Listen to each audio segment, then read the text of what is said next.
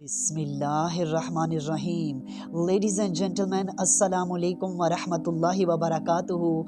नाज़रीन इकराम, आज की इस वीडियो में हम इस्लाम एंड जुडिज़म पर कंपैरेटिव स्टडी करने जा रहे हैं। इस वीडियो में हम कुरान करीम के चैप्टर नंबर 6 की वर्स नंबर 90 और 91 की रोशनी में डिस्कशन करेंगे। तो आप सबसे गुजारिश है कि अगर आपको हमारा मैसेज पसंद आए तो हमारे इस पैगाम को अपनी कम्युनिटी के दीगर अफराद तक भी शेयर कीजिए और इस कार खैर में हमारा साथ दीजिए। तो आइए बिना टाइम वेस्ट किए अपने आज के इस यूनिक से टॉपिक की जाने बढ़ते हैं। नाजरीन इकराम, सबसे पहले तो हम अपने टॉपिक को यहाँ से शुरू करते हैं कि हम इन दोनों रिलीजन्स यानी कि इस्लाम और जुडिज़म की बुक्स से स्टडी करते हैं और इसके लिए हम हिस्ट्री का कुछ सहारा लेते हैं। सबसे पहले तो आप देखें, जो कुरान से कबल, जो इस्लाम से कबल जो प्री इस्लामिक सोसाइटीज़ थी, जो प्री इस्लामिक इरा था, उसमें आप देखते हैं तो टाइम के साथ साथ जिस तरह चेंजिंग्स आती रही हालात में और ज़माने में, यानी कि चेंजिंग्स आती रही, तब्दीलियाँ आती रही, तो अल्लाह ताला स्क्रिप्चर्स के बाद फिर जो मेन होली बुक्स जो हैं, जो मशहूर आसमानी किताबें हैं, तो हम जानते हैं इस्लाम से कबल जो थी वो बाइबल थी, जो प्रोफेट जीसस लेकर आए थे। प्रोफेट जीसस से पहले फिर जो शरीयत थी वो प्रोफेट मोसेस एक शरीयत लेकर आए थे। उनको तौरात अता की गई थी जिसमें लॉ भी मौजूद था। तो वो तौरात को ही हम जानते हैं कि ये यहूदियत की मुक़द्दस किताब कहलाती है। और हम इसकी स्टडी करते हैं तो इसमें डिफरेंट टाइप ऑफ लॉज भी मौजूद थे जो प्रोफेट मोसेस लेकर आए थे।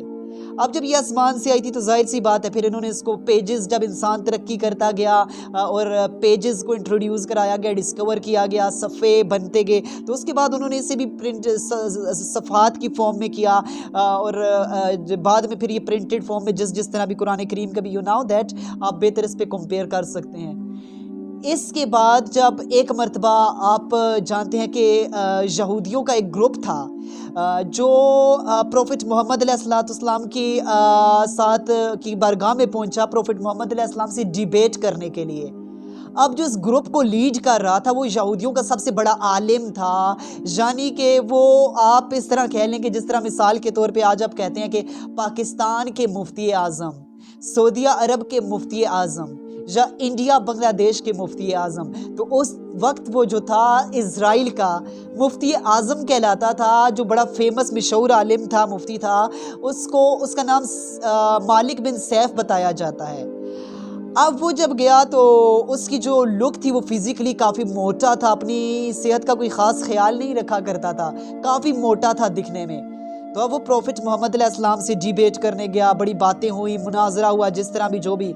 अब बिल आखिर प्रोफेट मोहम्मद अलैहिस्सलाम ने उससे कहा कि मैं तुम्हें अल्लाह की कसम देकर कहता हूँ, तुम सच बताना, तो रात में ये वर्स मौजूद है ना कि जो मोटे आलम होते हैं वो अल्लाह ताला को नापसंद हैं। उसने कहा कि जी हाँ, बिल्कुल ऐसी वर्स मौजूद है। तो फिर प्रोफेट मोहम्मद अलैहिस्सलाम इस मौके पर स्माइल कर दी और फरमाया कि फिर अपने बारे में क्या ख्याल है। जाहिर सी बात है वो खुद भी मोटा था। अब इस मौके पर मालिक बिन सैफ को बड़ा गुस्सा आया, वो एंग्री हो गया और माज़िल्लाह इस मौके पर उसने तो तौरात का ही इनकार कर दिया। कहता है मैं नहीं मानता ऐसी कोई किताब है जो अल्लाह ताला ने अपने किसी बंदे पर नाजिल की है। इस मौके पर जो ज्यूज थे, जो यहूदी थे, वो भी उसके खिलाफ होने लगे कि ये क्या कह रहा है। और कुरान करीम के वर्स नंबर 91 में भी उसे जवाब दिया गया कि फिर वो जो मोसेस लेकर आए थे, वो जो मूसा लेकर आए थे अल्लाह ताला की तरफ से, वो क्या था? तौरात ही तो थी ना, वो अल्लाह ताला की तरफ से किताब ही तो भेजी गई थी। तो ये इनकार कर बैठा कि मैं नहीं मानता कि अल्लाह ताला ने किसी बंदे पर, किसी नबी पर कोई किताब नाजिल की है। तो लिहाजा से यहाँ पर कहा गया, और जो ज्यूज थे वो भी इसके खिलाफ हुए, इसके खिलाफ प्रोटेस्ट किए गए, इसके खिलाफ एहतजाज किए गए और बिल आखिर मालिक बिन सैफ को अपने ओहदे से रिजाइन करना पड़ा। लेकिन अब इसके साथ ही इसके बाद यहूदियत में ये वबा आम होने लगी कि उनमें जो बड़े बड़े उनके स्कॉलर्स थे, जो उनके बड़े बड़े रिबाइज थे, उन्होंने वक्त के साथ साथ तौरात में इंटरप्रिटेशन, इसमें चेंजिंग्स करते गए। जो मनपसंद लॉज होते थे उन्हें रखते थे, जो स्ट्रिक्ट लॉज उन्हें मालूम होते थे तो उनको साइड पे करते थे, और बिलखसूस प्रोफेट मोहम्मद अलैहिस्सलाम की शान में जो आयात मौजूद थी उनको भी रिमूव करते गए। इसके बाद बाइबल वालों ने भी कुछ ऐसा ही किया।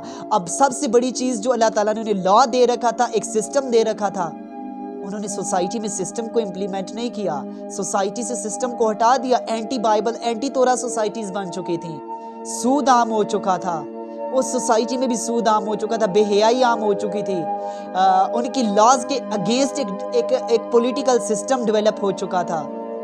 उसके बाद फिर ये कहते हैं कि अल्लाह ताला को नए रिलीजन की ज़रूरत ही क्या थी।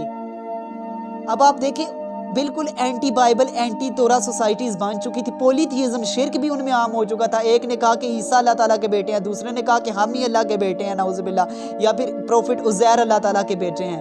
अब इतना शिर्क आ जाने के बाद फिर जब इस्लाम आता है तो ये कहते हैं इस्लाम की ज़रूरत क्या थी। अब आप जब इस्लाम पर बात करते हैं तो अल्लाह ताला ने बिल आखिर अपना आखिरी सिस्टम भी देकर भेजा, अपने प्रोफिट, अपने हबीब अलैहिस्सलाम को, आखिरी नबी हज़रत मोहम्मद मुस्तफ़ा सल्लल्लाहु अलैहि वसल्लम को अल्लाह ताला ने कुरान करीम देकर भेजा। ये तमाम जहानों के लिए रहमत वाली किताब है। अल्लाह ताला ने इस किताब को देकर भेजा, बड़ी अजीम किताब है, और तमाम ही इंसानों को, तमाम जहां वालों को कहा कि इस पर ईमान लेकर आओ। जो इस पर ईमान नहीं लेकर आएगा वो तो खसारे में है ना, वो तो फिर दर्दनाक अजाब उसके लिए तैयार कर दिया गया है। और अल्लाह ताला ने हबीब अलैहिस्सलाम को कहा कि आप इसको नाफिज कीजिए, आप इस सिस्टम को इम्प्लीमेंट कीजिए। लिहाजा प्री सोसाइटीज़ में वो सिस्टम इम्प्लीमेंट नहीं थे, उनमें करप्शंस हो चुकी थी, चेंजिंग्स हो चुकी थी। अल्लाह ताला ने कहा कि ये जो किताब होगी, इसकी आखिरी किताब कुरान करीम, इसकी हिफाजत का जिम्मा मैं खुद लेता हूँ। क़यामत तक सब मिल भी जाएं, इसमें एक लफ्ज़ भी चेंज नहीं कर सकते।